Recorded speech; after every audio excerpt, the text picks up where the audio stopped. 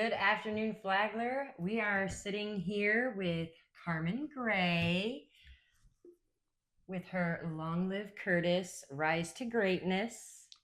I love the water bottles, by the way. I'm Krista Wind with the Flagler County Buzz, and today we're going to be talking a little bit about your nonprofit. Thank you so much for making the time to sit down and do this interview with me. I always love hearing about your organization and everything that you're doing in the community. So, why don't you start by just giving us a quick overview of how this organization was born? Okay. First, thank you and Flagler Buzz for allowing me to have this opportunity. I really appreciate it. Um, I began this organization out of a necessity that was bred out of a tragedy. And we just celebrated my son's sixth anniversary. Curtis Israel Gray was a student athlete here in Palm Coast, Florida, both at Matanzas High School and at FPC.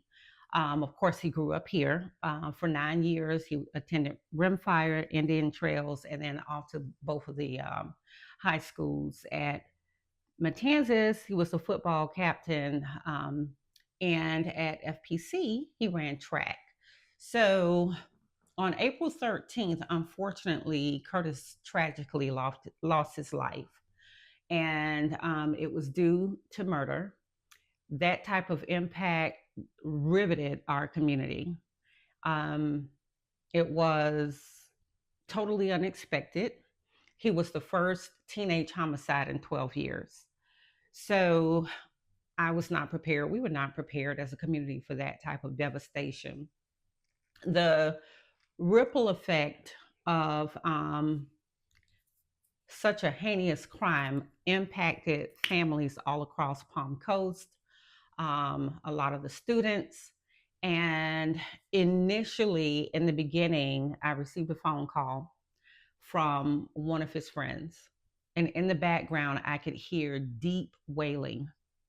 And I looked at the person that was with me and I said to her, we've got to do something because this is happening all over Palm Coast.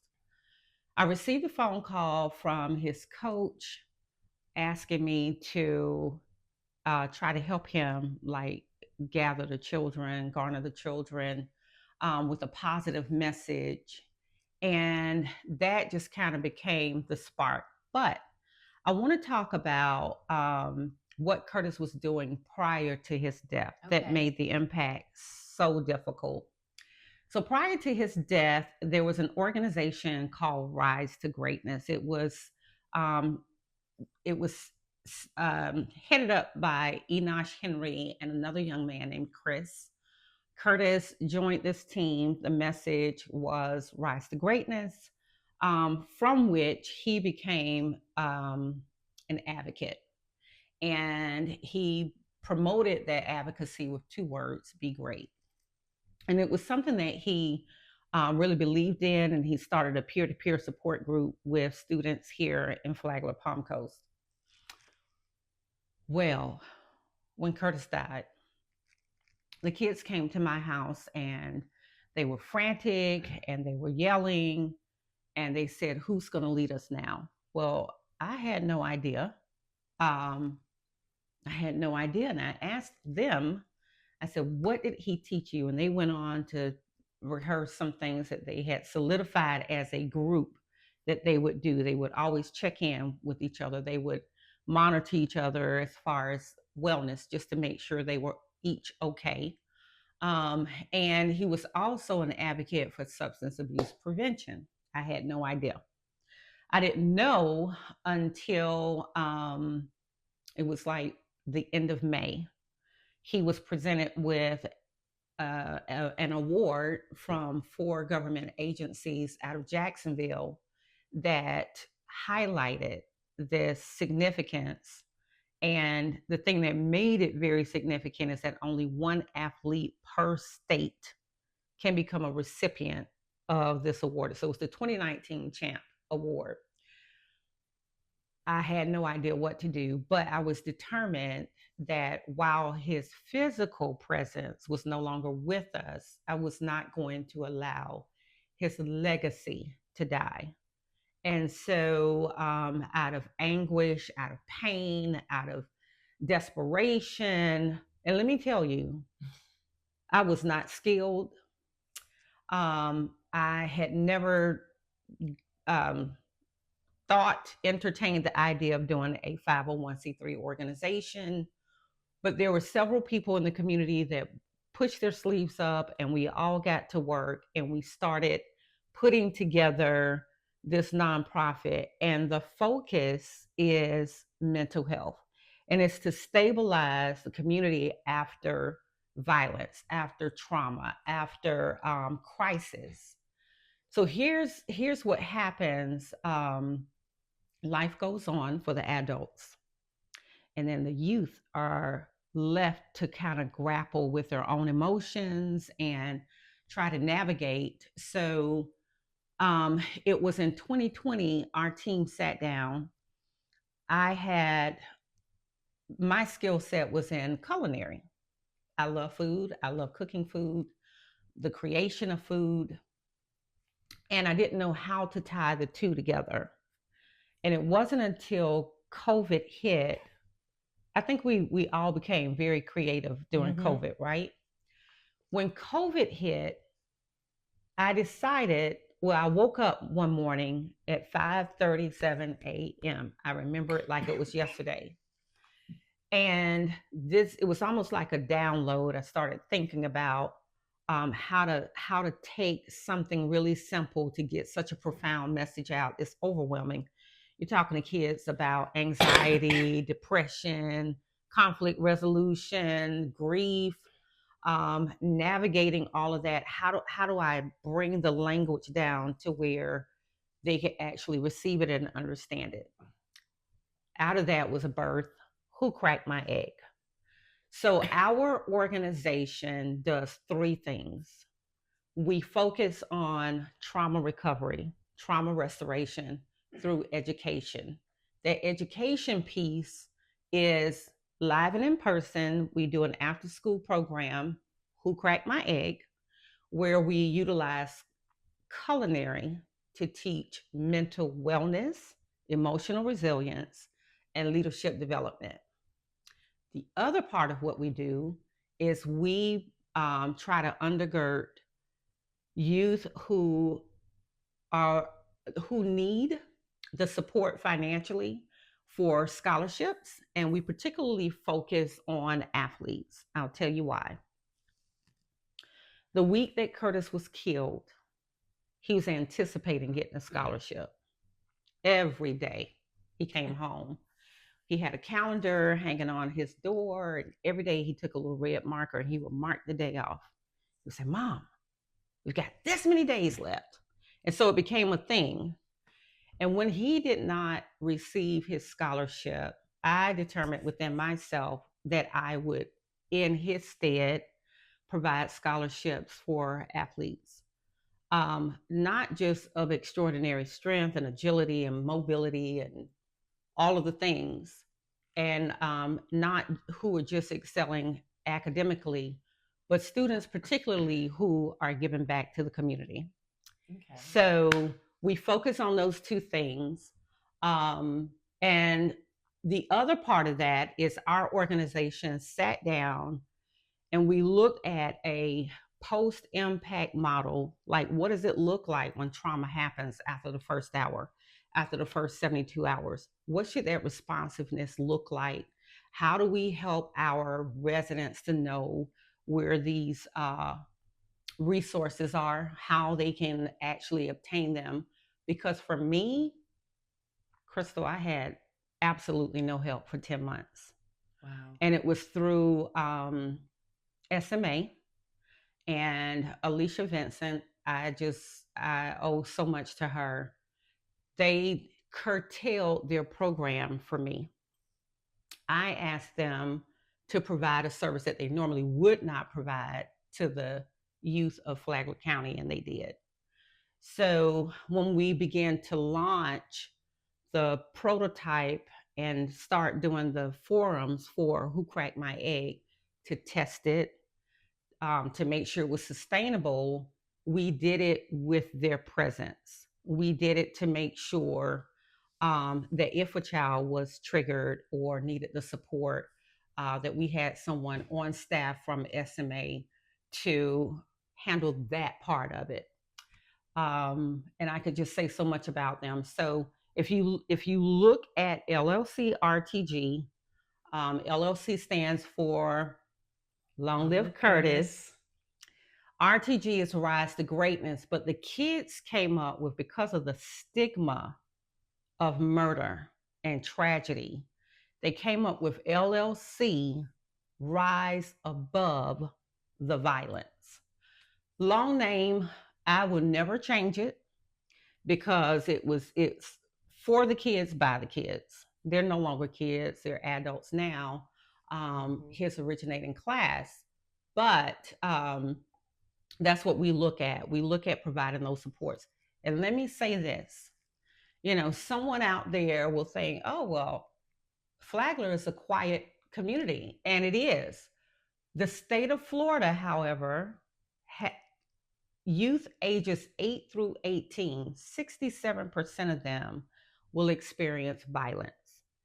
55% of them will be not a recipient, but a propagator of violence. So we have to address it, and it comes in different forms, even through dating, bullying, self-harm. There's so many different ways that violence can be enacted. It doesn't always result in death, but these are issues that we have to deal with. And the way to deal with it is through emotional supports. Okay. So over the last year, how has the program been evolving? So last year we partnered with GW Carver and also with the Ed Foundation to launch the program there. And there's a small kitchen there at the gym. We were able to utilize the kitchen, and that became the launching pad, if you will. It actually started back in 2020 during COVID, when we did a mass call to action, if you will, utilizing Flagler County's, back then it was called Backpack, where you could actually promote something to the community. And at that time, we sent out invites for the parents and for the students to participate in a live event. We had 535 students to sign on to that event. So with that, we sent out the list for the ingredients, the recipes. We brought students into my kitchen at that time, and we did a live event where the kids actually made the recipes, and we were able to talk about emotional issues virtually, and 535 students participated. So, but our first 6-week program literally started last year, and I'm presently doing one right now with Me in Progress. That's really cool. How is this going to evolve over the next year, next 5 years? What are the goals, your end goals, your vision with this organization in the Flagler County area? Okay. Great question. So what I realized is, at the time of Curtis's death, most of his circle were already seniors and they were headed off to college. It was important for me to build a program to where it could follow the students if they needed those additional supports. Our target market is ages 12 through 19. It is a tier 1 program. In May of 2019, a month after Curtis died, Mrs. DeSantis decided that it was important that all the youth in Florida receive a minimum of 5 hours of mental health learning. So I was grieving, she was planning, but somehow or another we were on the same wavelength, because at that time I had no idea there was a mandate. Um, so I started working with the school board, county commissioners, city management, just thinking like trying to figure out how are we going to get our arms around these kids. So long term, on my website, if you go to our programs, there's a little button you can click where it will teach you to or take you to our evergreen program. So a student maybe needing those credit hours can literally go on our site, and there's um, uh, probably like 3.5 to 5 hours of learning just on one subject: anxiety, depression, um, self management, emotional resilience, grief. So we have that where we call it an evergreen program. So if they go off to college and they still need those supports, they are available on the website. Long term, we're going to continue to teach it, and we're going to continue to roll it out to where we are able to accommodate more students. I'm in conversation right now for a larger kitchen where we can have more students, will be more effective, more efficient. And that launches in September. I've been given access to a commercial kitchen that's a little bit larger than where I am right now. So we'll just continue to work with the program. So let me say this. It was important for me to have a program that was measurable and that could be traced for efficacy. So we've been able to trace this program for 4 years and follow the students and the participants and look at the outcome, the intended outcome. And I will say this much, looking at the lives of the original students that went through this program and where they are now, they have superseded where we initially thought they would be. That's really great. And can I be very transparent? Yes. The young man that killed my son was in a program. He did not go in as a murderer, but when he came out, he was out for 2 weeks. He committed murder. That is the premise behind this model, to make sure that there's no recidivism, to make sure there's upward momentum, accountability, that we're able to follow them in the program, that we're able to measure the effectiveness of it. It's hard for me to talk about this without getting a little bit emotional, because had those parameters been in place, that young man looked at me. He looked at me while we were in court, and just with a blank stare, he said, "I don't know why I did what I did." So, for someone who didn't have the emotional capacity to make the right decision, I now have a son that is lost. From that son, there are no grandchildren. From those grandchildren, there won't be children. So it's not just that I lost a son, because the male carries the seed carries the generation.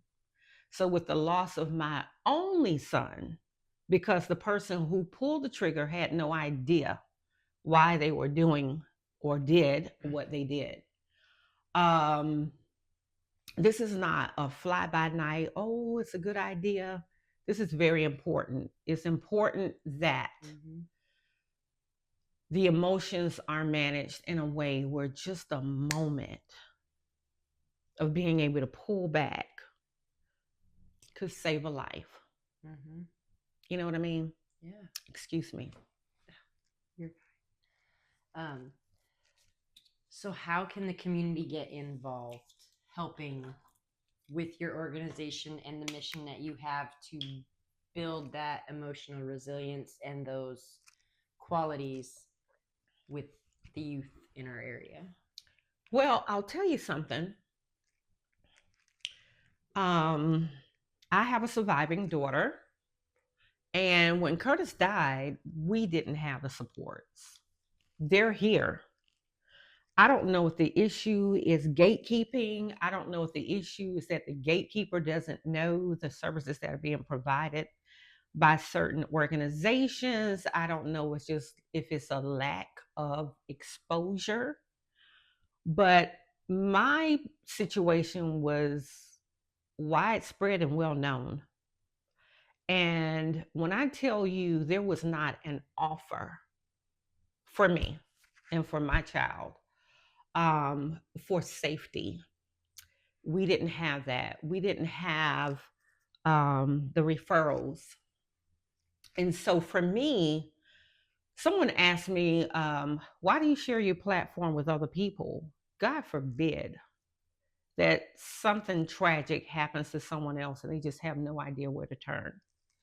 So for me, is to cast a wide net for the community that provide services that have a human capture on the other end of it. So we're talking about human services.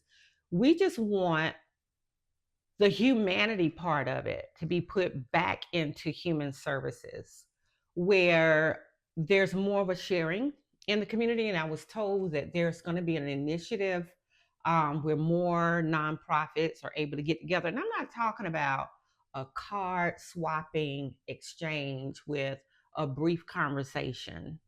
I'm talking about getting a chance to know who's in the community, know what they offer, be able to give a firm, reliable referral, and to be able to almost like hold a person's hand. You walk them to the other connection. It's like an exchange until you know that that person has been safely given to whomever that can help them. Yeah. So the sneaker ball. It's gonna be fun. But I'm very excited for this. But I also have pillars in the community that are gonna be there that are gonna share from my platform who they are, what they're offering the community, and how the community can either take advantage of those programs. So here's what I need from the community. I said this year, 2025, would be the year that I would ask.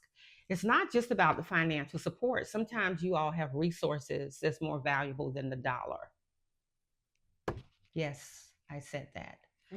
So for me, it would be about not just oh, we need monetary support, because that's going to run out. You know what I mean? Mm-hmm. That will run out. What it costs to do a 6-week program per child, we have that in our sponsorship packet. But sometimes it's the referrals, it's the exchange of information, it's doing more than just shoving a business card to another business owner. It's about having that open platform to where we're getting real information that could potentially save a life. Okay, so one of the easiest ways that the community can support you right now would be to get some tickets and come to your sneaker ball. That is a start. And let me say this, please wear your formal attire. And on your feet, you must have sneakers. Now, let me tell you why. So our theme is stepping into greatness.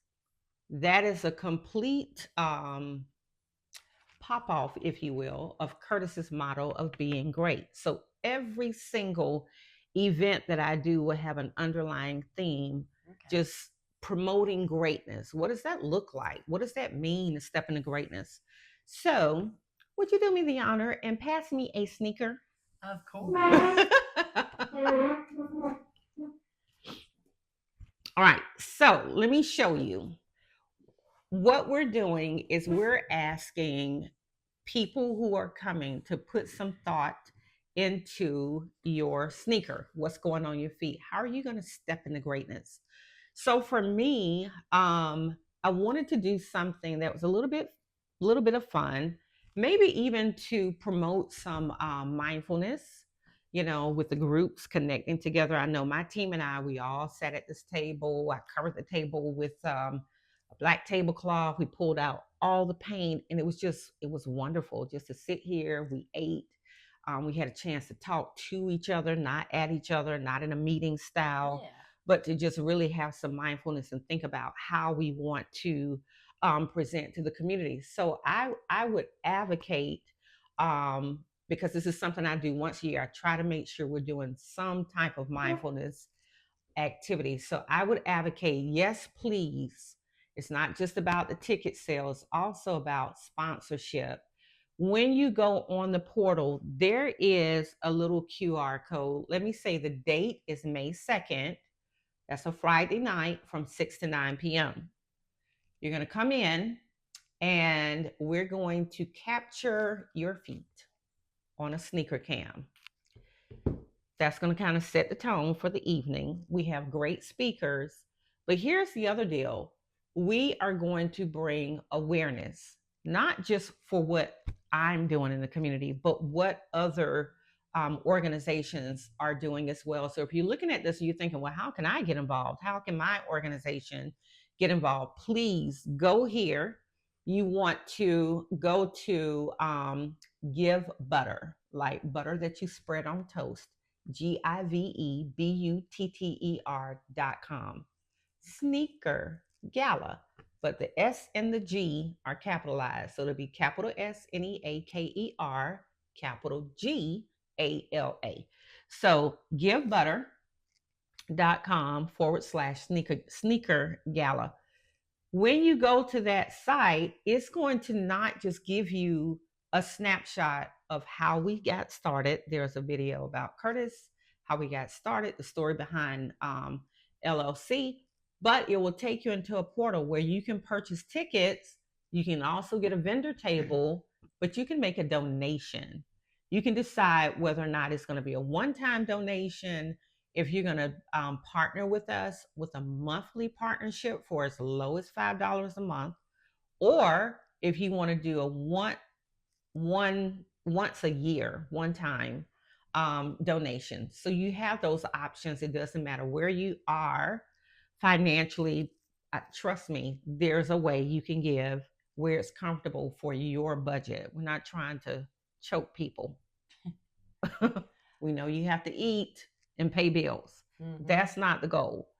So the other thing is, for this event, it also supports all of the initiatives we have here in Flagler County, including the Who Cracked My Egg program, in which, by the way, our students do graduate.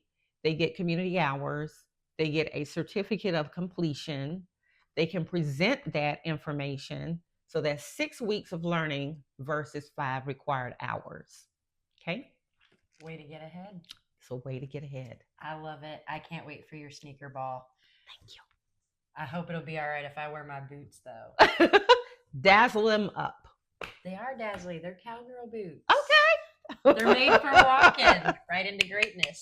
Stepping into greatness. That's right.